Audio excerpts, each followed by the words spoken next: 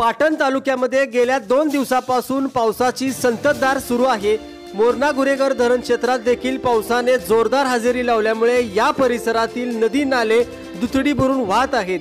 मोरणा गुरेघर धरण क्षेत्राच्या खाली गोकुळतर्फ पाटणकडे जाणाऱ्या जुना पुलावर पाणी आल्यामुळे मोरगिरीकडून गोकुळतर्फ पाटण आंबेघर काही या परिसरातील जाणारी वाहतूक थांबवण्यात आली आहे।